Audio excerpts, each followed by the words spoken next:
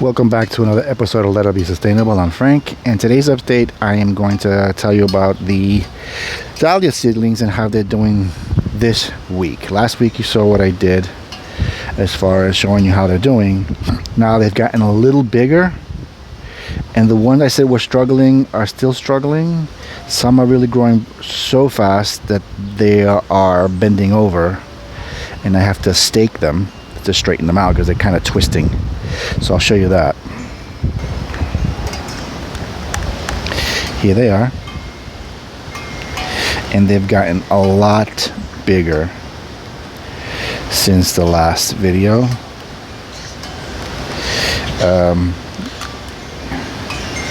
This particular one here, I had to stake because it was twisting. It's growing so tall that it was bending over.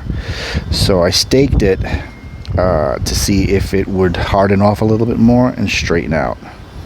And if I pan over, you're going to see the growth. They're doing remarkably well in these little 1 gallon grow pots. So far so good. This is all of them. And the dahlias are all out, but nothing. Oh, they are coming up. They're just starting out. They're just poking out of the soil. Let's see if I can zoom in so that you can see what I'm talking about.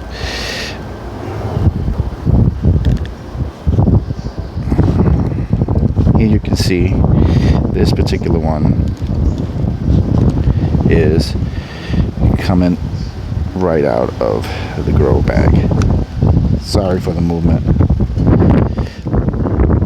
So that's the stage they are now. These are all the dahlias I took out of storage, and they are currently popping out. But I am hungry to start cross-pollinating. So what I said in the last video was that I was going to start breeding roses. And luckily enough, let's pan out.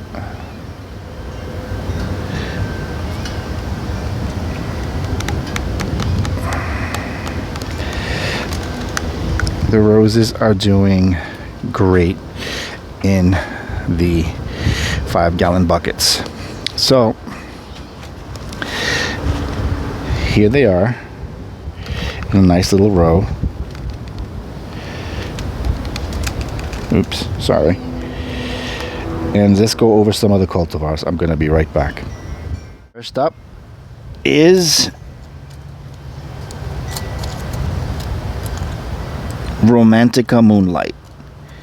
Okay, I believe she's a yellow, like English cupped like rose, like a golden yellow.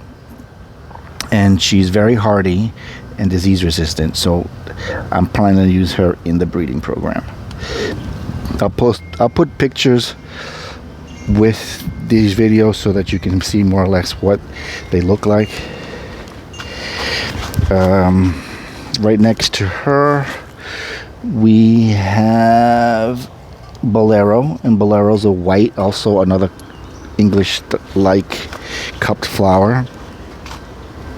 Doing great. This one already has some flower buds, which is why I'm excited about cross-pollinating, because once these buds start to open up, then I can make my crosses. And this one is White Lightning. White Lightning, white flower. Doing okay. This is another one. She's bushed out pretty nicely, even in a 5 gallon bucket. And this one's Gemini. Gemini's a pink.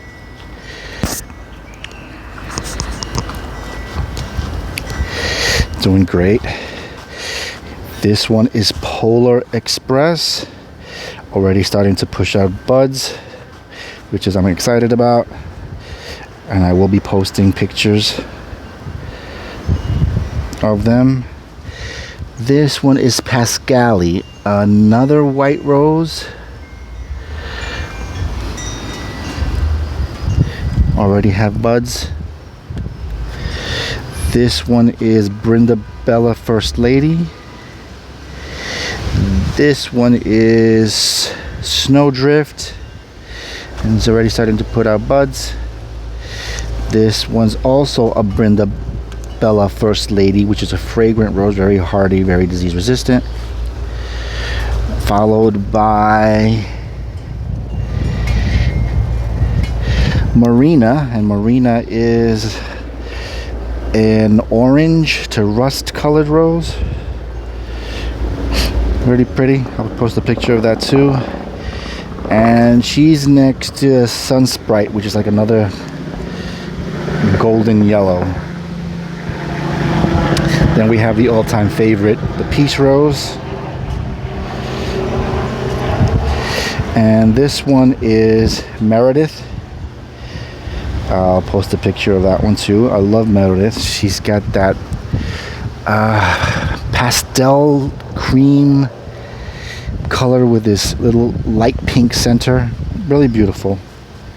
And she's disease resistant, but she's susceptible to rust, which is fine because I'm going to cross her to one of the roses here who is disease resistant to rust. So hopefully that cross will help me improve upon Meredith if she produces a similar color rose with black spot resistance, mildew resistance, and rust resistance. So that would be an amazing feat.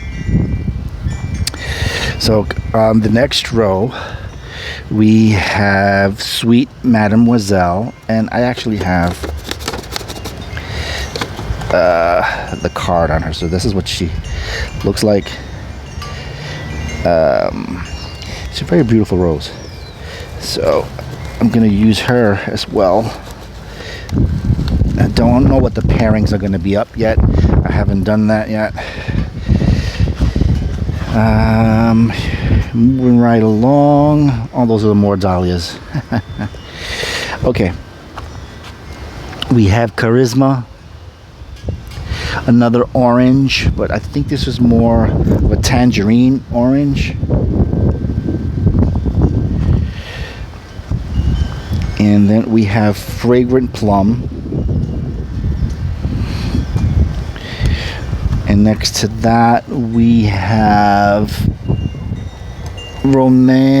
Parfum Summer Romance, which is, I believe, another pink like Mademoiselle, but I think a lighter pink. Also an English type cupped flower. And here I have on her own root the Fairy Rose. The Fairy Rose is the rose you see at the beginning of my YouTube channel with a little bumblebee dancing around it. That is the little fairy. She's got these little tiny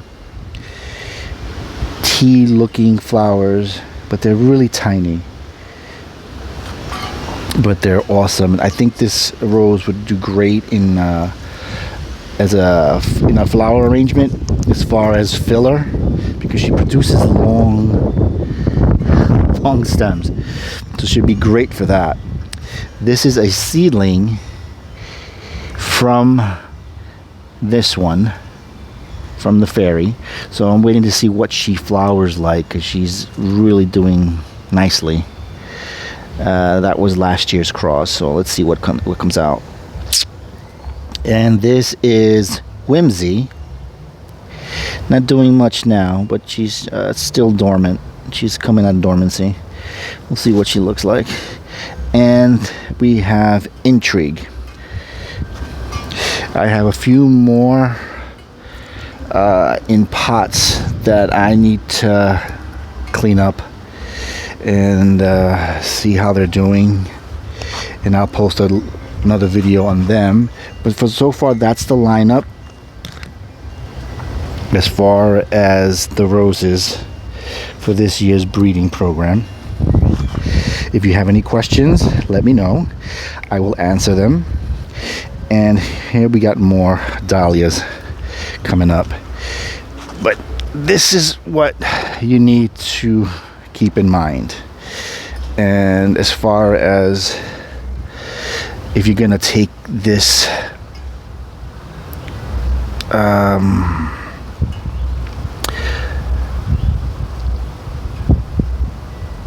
experiment on, or this task of breeding, hybridizing roses, labeling is important. I can't stress labeling. Labeling your rose is something important, because you lose tags and it'll be difficult to research the rose. And one of the resources I use is Helpmefind. I'm a member of the Helpmefind page, which allows me to research roses as far as their polyploid, which is something that you need to understand as far as crossing roses if you want viable seeds. I'll do another video on that. It also, you can find the lineage and the parentage of the roses, so you more or less know what colors are in the lineage. Like, I researched Sunsprite, and Sunsprite, I'll even put the little family tree I made of it on an app that I found on the Play Store. Is called Family Tree. It's a family tree maker for people, but I just used it for the roses so that I can go back and see what roses were in the lineage as far as color is concerned. I mean, you can do the same thing with Helpmefind, but they usually have the names and not the pictures. And I need the pictures to understand what colors are in the lineage as far as pairing them up to another rose. So Sunsprite has a long lineage of nothing but yellows in her parentage, so she's going to produce yellow offspring if I pair her up to another yellow rose. So that's what I'm talking about. You're also going to find out disease accessibility, if they're disease susceptible or resistant to black spot, powdery mildew, midget fly, rust, nematodes, especially nematodes, because they attack the root system and kill your roses, which I'm excited about, because I have a understock called Manetti. I think I'm pronouncing it wrong. I'll post a picture of it up. And she's resistant to nematodes. So if I use that into my breeding program, I can introduce that quality into the next generation of roses, which is amazing. I also keep a little journal, and a little index cards with my possible crosses. Like here, I'm planning to cross Romantica Moonlight with Meredith. And what's the objective that I'm planning? Black rot resistance, powdery mildew, rust resistant, and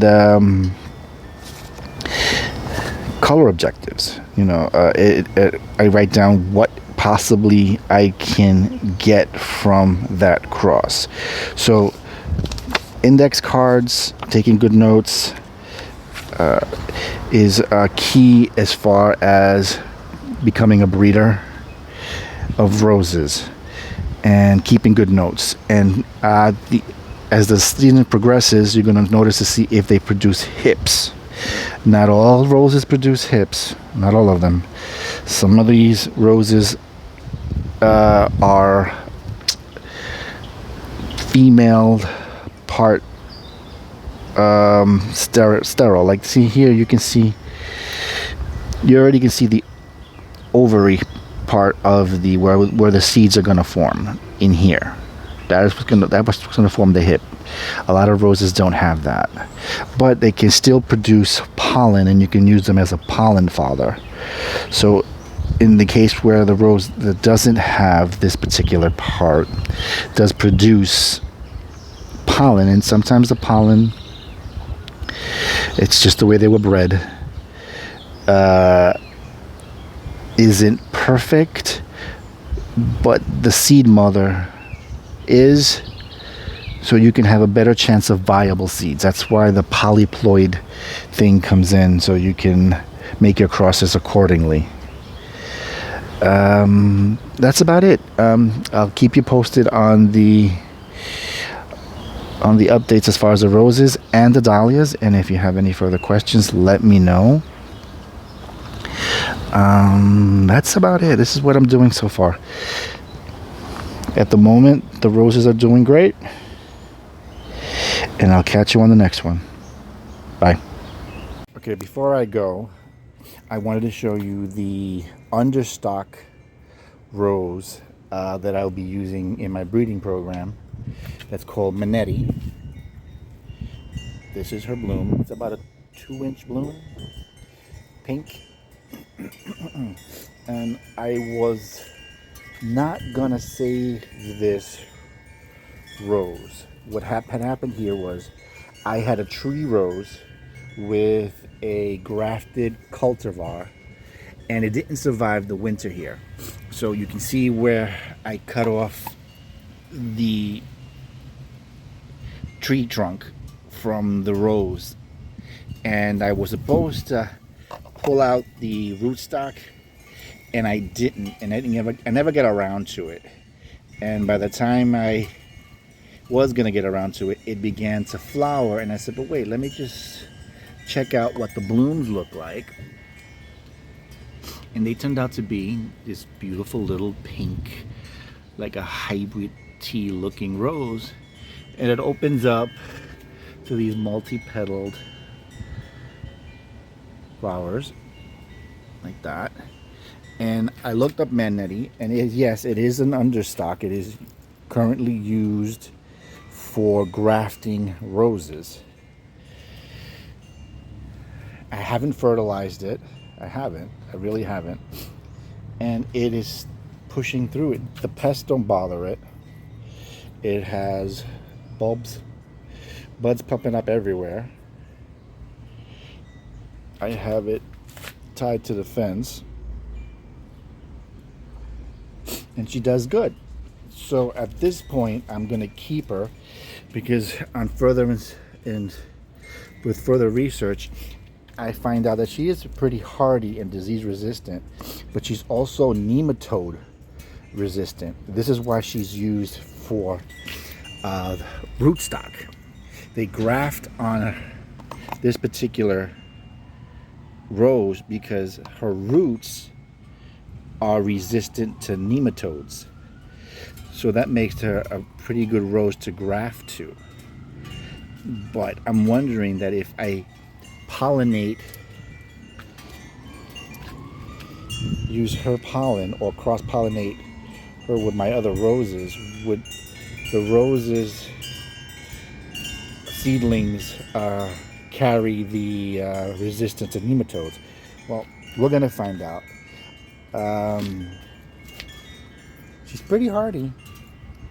I'm telling you, she's been in this pot. The graft died because it didn't survive the winter, but she did. And that's something I want to keep breeding for. She seems to only bloom in the springtime. I'm not sure if she's a repeat bloomer, but she's got the potential to be a very good mother, seed mother, because look at the little ovaries that she has. So we're gonna use her. I'm gonna start bagging up some of these buds and start cross-pollinating her. And this one's called Manetti.